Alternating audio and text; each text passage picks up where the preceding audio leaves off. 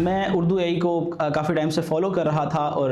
میرا اس ٹریننگ میں آنے کا مقصد یہ تھا کہ میں اپنی کمیونٹی میں عام اور سادہ انداز میں، عام اور سادہ فہم کے ساتھ لوگوں کو آرٹیفیشیل انٹیلیجنس سکھا سکوں۔ ہم یہ سوچ کر آئے تھے کہ ہم یہاں پر پارٹیسپینٹ ہیں، پر ہم جب یہاں پر آئے ہمیں پتہ چلا ہم پارٹیسپینٹ نہیں، پر ایک دوست ہیں، اور ہمیں ایک دوستانہ ماحول ملا، اور جیسے دوست رہنمائی کرتے ہیں ویسے ہماری یہاں رہنمائی کی گئی اے آئی کی مد میں۔ بہت خوشی ہوئی ہے کہ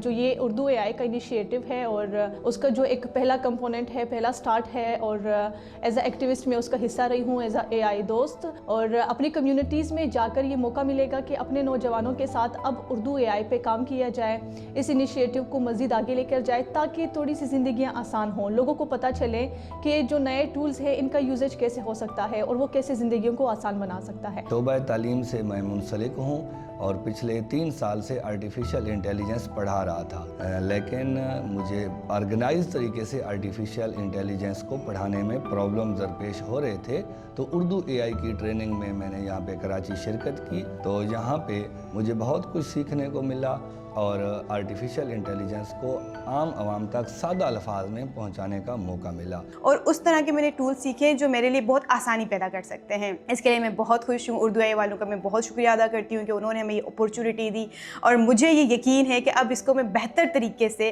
نہ صرف خود استعمال کر سکتی ہوں بلکہ میرے علاقے میں جو باقی رورل وومین ہیں یا باقی جتنے بھی لوگ ہیں جو اس چیز سے محروم ہیں ان کے کام کو میں آسان بنا سکتی ہوں۔ سو تھینک یو اردو اے آئی، مجھے اردو اے آئی دوست بنانے کے لیے۔ سب سے بڑی خوشی کی بات یہ ہے کہ جو